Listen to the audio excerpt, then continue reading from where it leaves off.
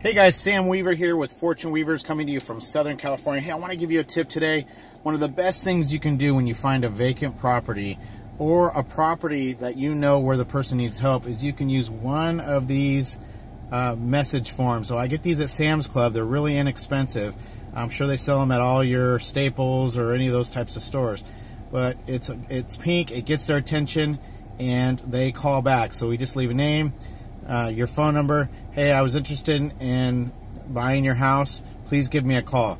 Don't get into too much details on the sticky note. Okay, this has got an adhesive on the back, sticks right on their front door, just kind of like they missed something. So they get a lot of response. So just wanted to share that with you today. There you go.